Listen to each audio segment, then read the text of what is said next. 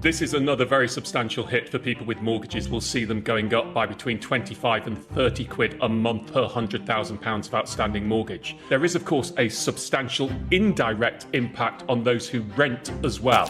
There are many buy-to-let and people renting are paying landlords, aren't they? And if those landlords get into trouble because they can't afford their mortgage payments anymore, then the rent goes up. So everything has a knock-on effect, I guess.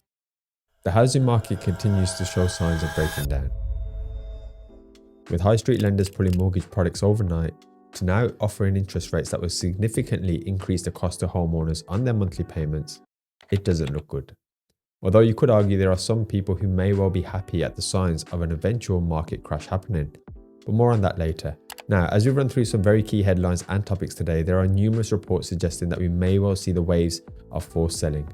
And it was only a month or so ago where I was upset having accepted a 5.6% interest rate on my new build developments, thinking things were really starting to sting now. And I sat there wondering how much further it was going to go. Well, as I've recorded this video today, we've now broken through the 6% mark. Now, I've had conversations with a close broker friend of mine just the other day, for which I shared this on my Instagram as well, and he stated that 13 lenders had now removed their current products and are increasing their rates once again. And in my opinion, my friends, it all just seems a little in the air and chaotic as we sit here today. So anyways, let's quickly break down some potential costs that you may incur with such rises in your mortgages. Of course, feel free to screenshot this, my friends. And before we consider the doom and gloom scenarios around house prices falling, there are some people who may well be licking their lips at the very prospect. You can buy a house now.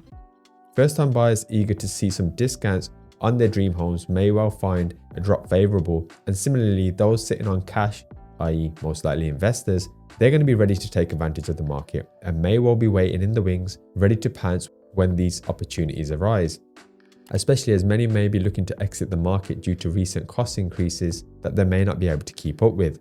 And I guess you could say this is where smart investors or thinkers often see their opportunities in the midst of panic and turmoil.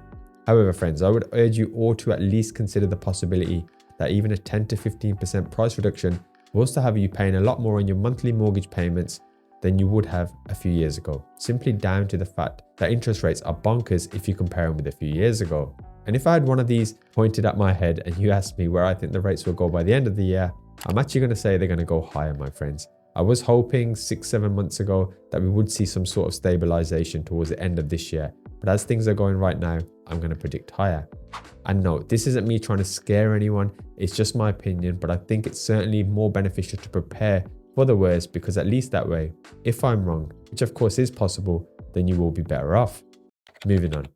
We have recent figures from Nationwide Building Society showing house prices were down by 3.5% when compared with the same time last year, despite remaining relatively flat in June compared to May. And for the umpteenth time, in case you're new here, house prices continue to remain high relative to earnings, making that step for millions to get on the market seem almost impossible.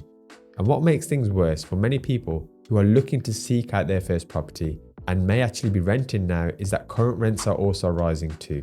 So if you haven't had a rent increase as of yet, then you may well face one further down the line, which again, my friends, simply causes a further dent into people's pockets and makes it more increasingly difficult to save that deposit and get towards that goal of buying a house.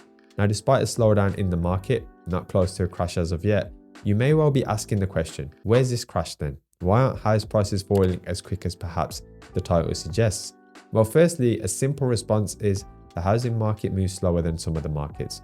Even the transaction of a property usually takes 3 months at the very least, and that's if you're quick. Sometimes it can drag on and on and on.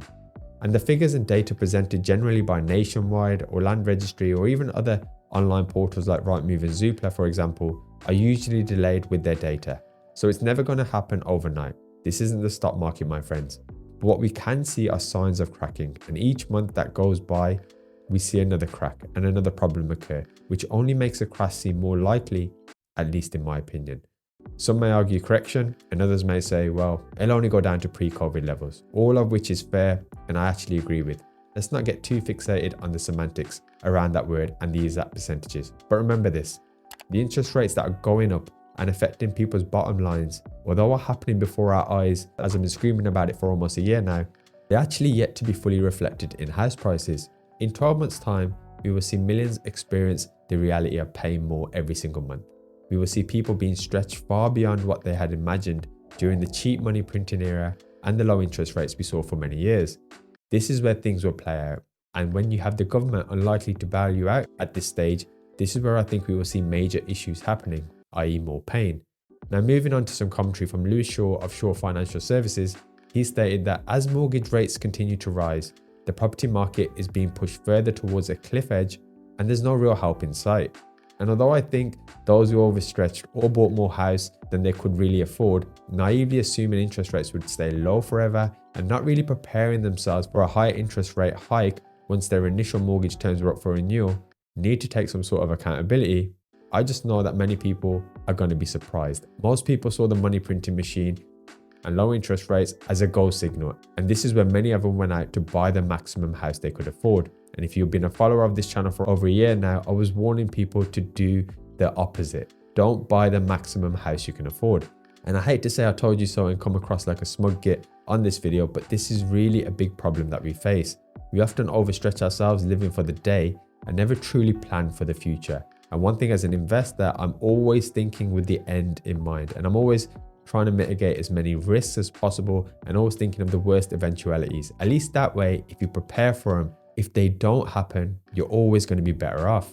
Because if we just roll back the years, prices were rising, inflation was on the up, and was definitely going to increase due to the money printing that was going on. We are now, unfortunately, at a stage where the government and the Bank of England are ready to collect their checks. And they're going to be collecting them off the back of us, the consumers, who made some rash decisions over the last few years. Now, this isn't for everyone, I accept that. I'm sure some of you are a lot smarter than myself and made the right decisions. So don't attack me in the comments, friends.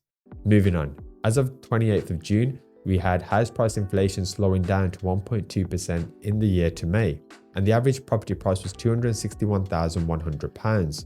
We also saw 42% of sellers reducing their asking price by 5% or more, and 14% fewer buyers were in the market when compared with 2022. And then just a few days later, we had some more stats that prices were actually down 3.5% year on year in June, despite a month-on-month increase at 0.1%, which actually makes the average property value, as of recording this video, £262,239.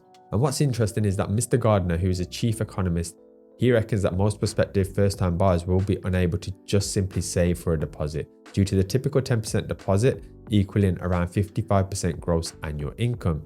And although you can see it's slightly down from 59% in late 2022, it is still above the levels that we saw around the financial crisis which took place in 2008. Now, if some of you are thinking to take a deposit less than 10%, this is just a quick warning.